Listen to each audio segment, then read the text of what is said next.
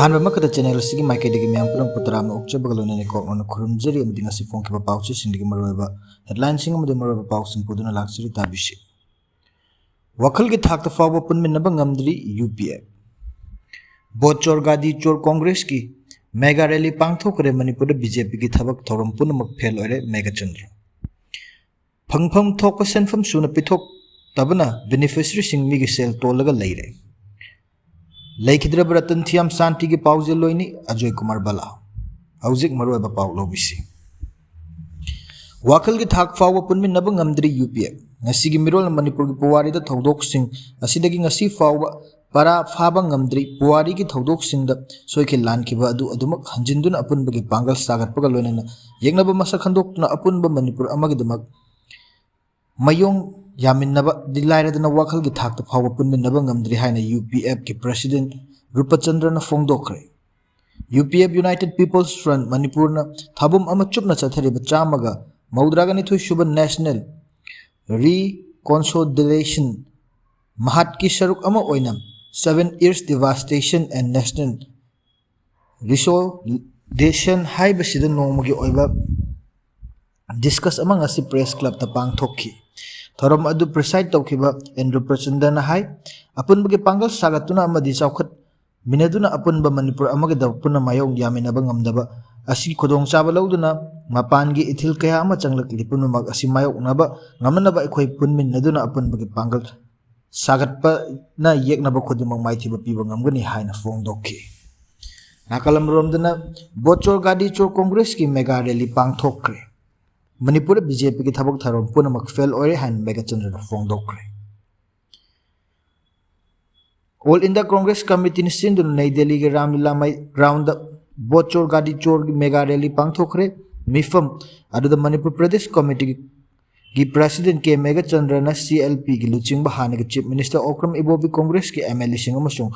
MP CC की office bearer Singh सरुक याखी मिफम अदु सरुक यारदुना MPCC के प्रेसिडेंट के मेघचंद्र ना फोंद फोंदरोपगे मतुंग इना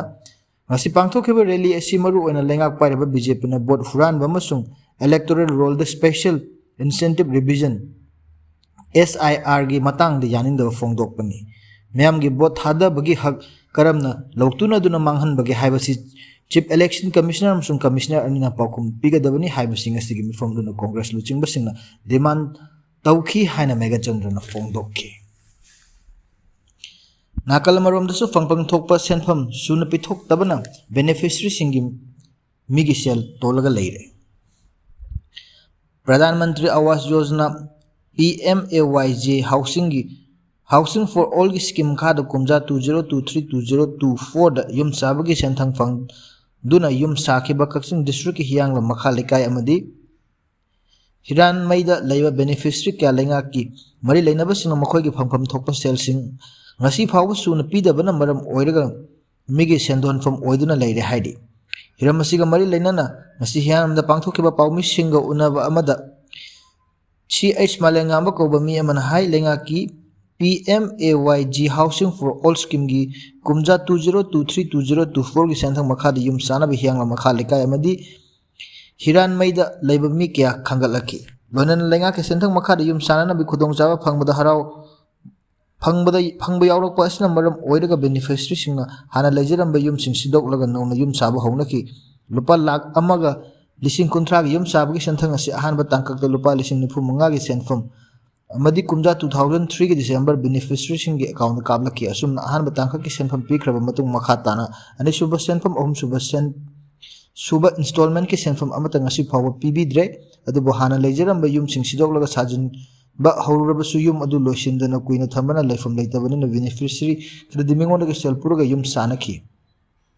kharamana ngasi fawba loisinba ngamdana faklang phina khallaga leiba amadi mokhong yum khallaga tokpa yauri loina na asigumba matam asida mingon da sel pura ga yum saba loikhiba yum singdo official singi missing laklaga sel fangle haiduna faklang da signboard yekpa yauri haina makhatana fongdokki loina na laikidaba miyamgi Manipur की थवान मिचाक रतन थियाम शांति की पाउजलोनी हाइना Ajay Kumar बलाना फोंगदोक्की लेखिद्रब cultural icon Ratan Thiyam शांति की पाउजलोनी हाइना ngasi gi mirol asina Mahakumbh मी क्या मथौ ताई हाइना मणिपुर की governor Ajay Kumar फोंदोक्रे cultural icon Ratan Thiyam की पुंसी अमदि महाकी लेगेसी सेलेब्रेट तौदुना नुमित निनी चुपना चथगदब नेशनल सेमिनार अमंग असिदगी जेएन मणिपुर डांस एकेडमी दा हौखरे सेमिनार असी मणिपुर स्टेट कला एकेडमी अमदि जवाहरलाल नेहरू मणिपुर डांस एकेडमी अनि खुसमनदुना पांगथोकपनि थौरमदुदा मणिपुर गवर्नर ओइबत नतना जेएन मणिपुर डांस एकेडमी की चेयरमैन सु ओइबा अजय कुमार बलाना महाकी लोइनबी ज्योति बला